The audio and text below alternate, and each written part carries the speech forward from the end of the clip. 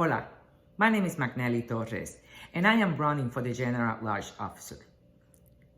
In my last video, I talked about my platform, training, transparency, and advocacy.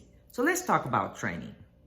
But before that, I want to give you an idea where this passion that I have for training comes from. You know, my passion comes from the fact that I was born and raised in Puerto Rico. And my abuela Tere not only always instilled in me that education was important, but my abuela Tere was a product of the Great Depression era. Yet, and only with a 5th grade education, she managed to help my grandpa build a small business. And I grew up reading newspapers while sitting on her lap at the store, practicing my reading when I was a little girl. And that's where my newspaper passion, love for journalism comes from. And that has evolved over the years. I love journalism and I love investigative reporting.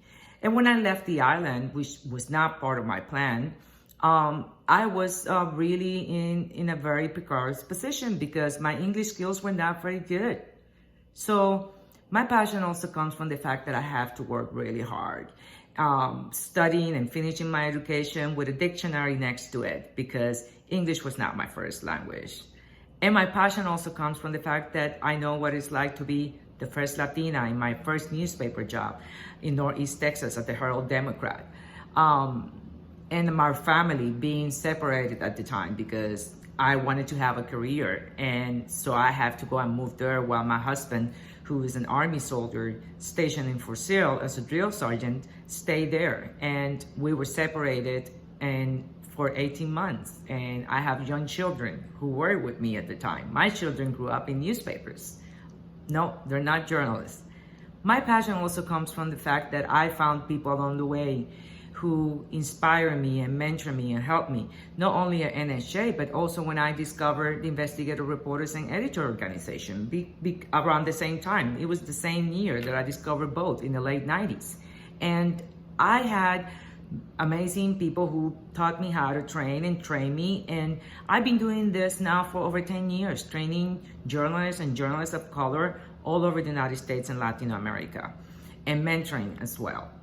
And I think the NAHJ should reach out and work with groups in our sisters and brothers in the other groups of journalists of color.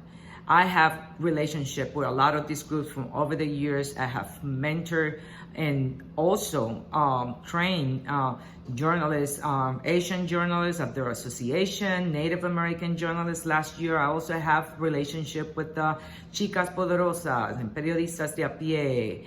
And I'm very involved with the Education Writers Association and also the Environmental Journalism Organization. I've been a member on and off for years, and SPJ. And so I think that we need to create a laboratory where we can all collaborate and work together, especially the other groups, journalism of color, LGBTQ organization, and also journalists with disabilities. We have so much in common that we can work together and we can accomplish so much.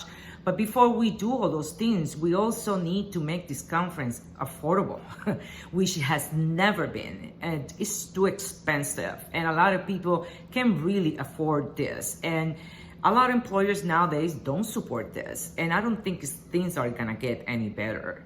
We make this more affordable, but at the same time, concentrate on efforts of giving top-notch training all across the board, from management up the way down to entry level in both languages.